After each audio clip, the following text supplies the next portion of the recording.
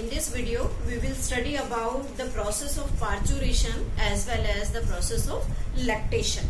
Now, first of all, we start parturition. Parturition means, you can say simply, it is the delivery of the young one through the vaginal passage. This is known as the parturition. Means when a pregnant female completes its gestation period, then after that she delivered her young one. So this act of delivery is known as parturition. So we can write like this: the act of expelling full grown fetus from uterus through vagina is known as parturition, or we can say simply it the delivery of the baby. Now this parturition process is under the control of the nervous system, as well as endocrine system. Means both the system helps in completion of this process. Now, according to this endocrine system, when the fetus become fully mature, then a signal originates to deliver the baby. So first signal originates, signal for parturition. Most important thing is signal for parturition originates by full grown fetus and placenta. Most important thing means the full grown fetus and placenta originates the signals for parturition, and this act is known as fetal ejection reflex. Clear? This fetal ejection reflex is recognized by the endocrine system, and this fetal ejection reflex sends a signal to the maternal pituitary, and this maternal pituitary starts releasing a hormone which is named as the oxytocin hormone. This oxytocin hormone helps in mild contraction of uterus. This oxytocin is responsible for the contraction of the uterus, due to which dilation of cervix starts. So this oxytocin is responsible. This oxytocin directly works on this uterus. When this contraction starts, then a feeling of labor pain will start. This labor pain when increase, then again this labor pain again stimulate the maternal pituitary, which again release the oxytocin level, and it becomes increased in the maternal blood, which again cause the contraction, or you can say the stronger and stronger contraction of the uterus, and this contraction of the uterus cause the dilation of the cervix, due to which the body starts ejecting the full grown fetus through it. When this dilation of the cervix starts, then first of all the amniotic cavity get ruptured. Amniotic cavity ruptures. This amniotic cavity when ruptures, then amniotic fluid releases. Amniotic fluid release through, or you can say from, vagina.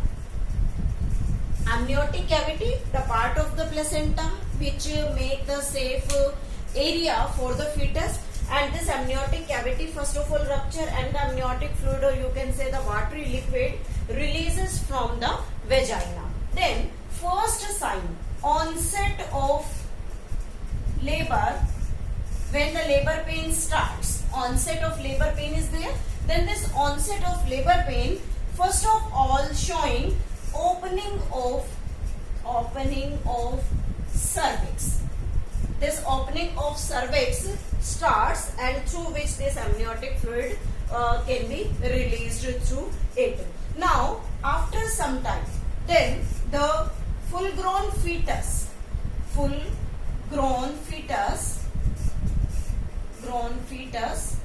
comes out with amniotic fluid.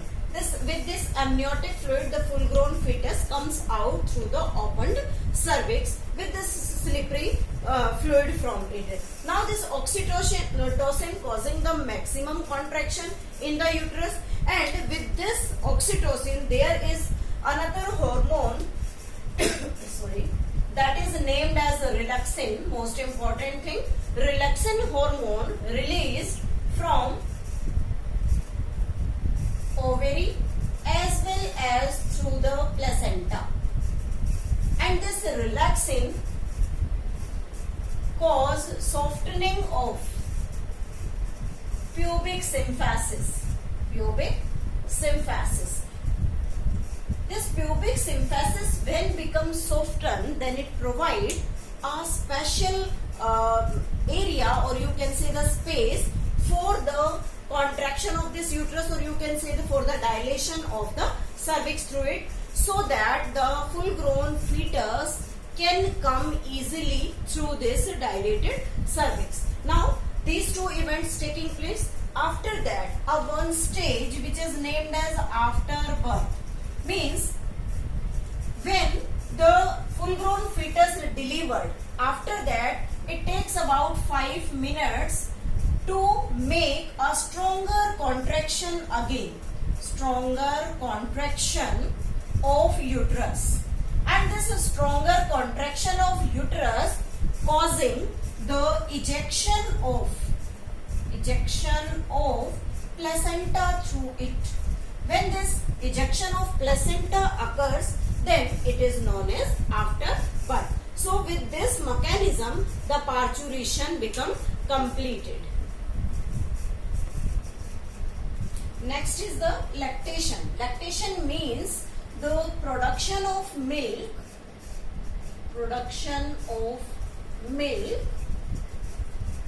from mammary glands. This is known as the lactation. When this mammary glands start secretion of the milk, then it takes place after parturition. Then how this happens? First of all, during pregnancy,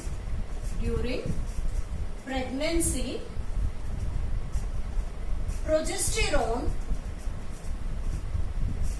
develops mammary gland. And one more important hormone, that is named as the prolactin.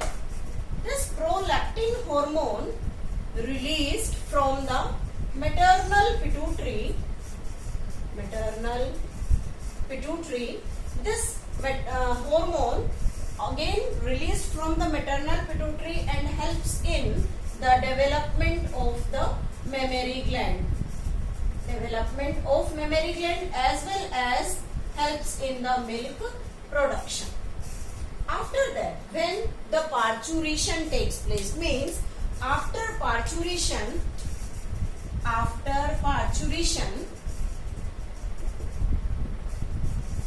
in the maternal body, there is the increased level of the oxytocin, and this increased level of oxytocin cause ejection of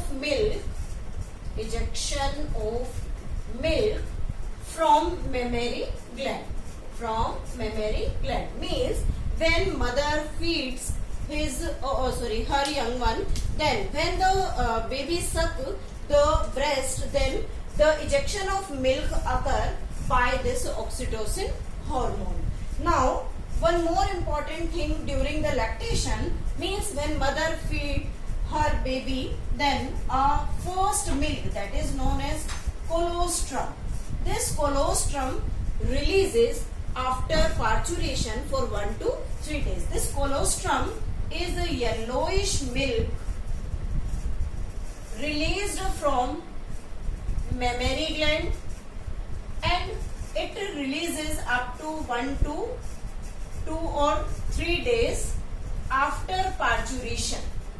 After parturition, and this colostrum is very important for to feed her baby, because this colostrum consists of IgA antibody, and this antibody is a type of passive immunity. Passive immunity means which mother provide to her young one. Passive immunity means the immunity which consists of the ready-made antibody and make the young one immunized to get rid of many dangerous diseases. So this IgA antibody helpful for the young one to fed with this, because this yellowish milk contains only this, no any other type of the milk contains it. This also consists of the lactalbumin and lactoprotein in it. Lactalbumin and lactoprotein. All these things are necessary for the young one for its full growth, or you can say to provide immunity from the many diseases in the environment. Now this is all about the lactation.